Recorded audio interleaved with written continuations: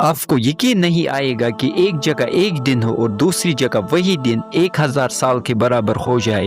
ये बात आज की साइंस ने अभी रिसेंटली समझी है, जिसे वो रिलेटिविटी और टाइम डायलेशन कहते हैं। लेकिन आप हैरान होंगे कि कुरान ने 1400 साल पहले ही ये बातें कैसे बता दी। आज की वीडियो आपकी पूरी सोच को बदल सकती है, आखिर तक ज़रूर देखिएगा क्योंकि आपको हैरान करने वाली इंसाइट्स बताऊंगा। और आखिर में एक ऐसी आयत आएगी जो वक्त और अक्ल दोनों को चैलेंज करती है।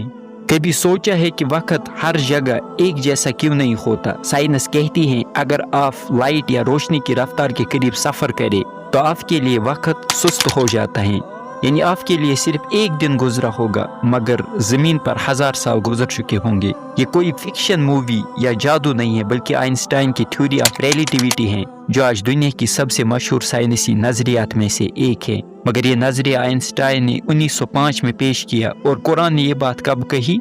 चले कुरान की तरफ चलते हैं। सूरह सजदा आयत नंबर 5 में अल्लाह ताला फरमाता है, युदब्बिरुल अम्रा मिनस समाई इलल अर्ज़ सुम्मा यअरुजु इलैहि फी यौमिन कान मिक़दारुहु अल्फ़ सन्नतिम मिम्मा तउद्दून।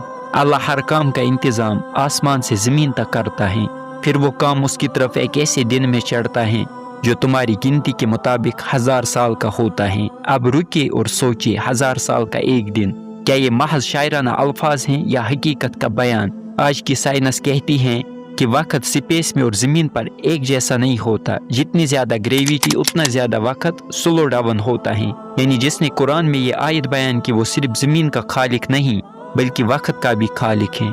अब आपको मैं एक और हैरान कुन हकीकत बताता हूँ। GPS सैटेलाइट जो हम रोज़ मोबाइल में यूज़ करते हैं, अगर उनमें टाइम डायलेशन को एडजस्ट न किया जाए तो आपकी लोकेशन हर रोज़ 10 किलोमीटर गलत हो जाएगी। यानी साइंस आज वही काम कर रही है जिसकी बुनियाद कुरान ने 1400 साल पहले रख दी। क्या ये महज इत्तेफाक हैं? अब आए एक और ज़बरदस्त आयत की तरफ। सूरह मारिज आयत नंबर 4 में अल्लाह ताला फरमाता है, तारुजुल मलाइकतु व रूहु इलैहि फी यौमिन कान मिक़दारुहु 50 अल्फ़ सन्ना। फरिश्ते और जिब्रील उसकी तरफ चढ़ते हैं एक दिन में जो 50,000 साल के बराबर होता है।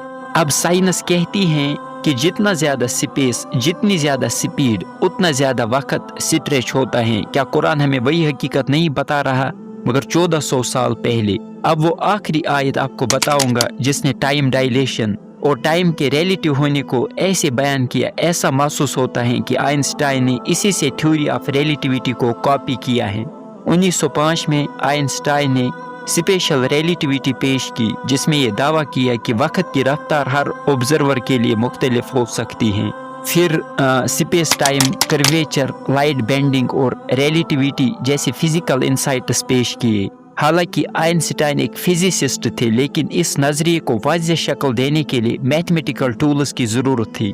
आइंस्टाइन की मदद यहाँ पर उसके क्लासमेट और मैथमेटिशियन मार्शल ग्रोसमैन ने की, जिसने उसको टेंसर, कैलकुलस और रीमेनियन जियोमेट्री जैसे आला रियाजियाती उसूलों से रोशनास करवाया।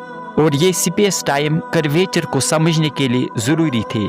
मतलब यह है कि आइंस्टाइन ने सिर्फ एक फिजिकल इंसाइट पेश की, अगर उसकी मदद ये दूसरे मैथमेटिकल जॉइंट्स ना करते जैसे कि ग्रॉसमैन, हिल्बर्ट और रेमैन, तो वो कभी अपने नजरिए को वाज़ेह शक्ल नहीं दे पाते। मैं ज़्यादा डिटेल में नहीं जाना चाहता क्योंकि इससे वीडियो बहुत लंबा होगा।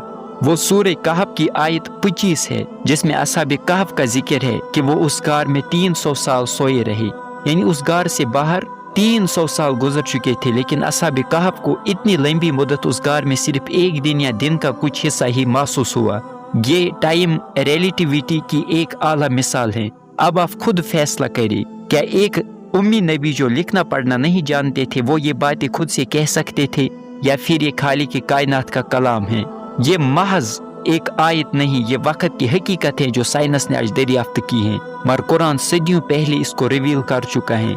अगर आप भी हैरान हुए हैं तो इस वीडियो को शेयर करें ताकि और लोगों तक भी ये हकीकत पहुंचे। क्या आप चाहते हैं कि हम मजीद ऐसी कुरान और साइंस की वीडियोस बनाएं? तो कमेंट्स में सुबहान अल्लाह लिखें और चैनल को सब्सक्राइब ज़रूर करें।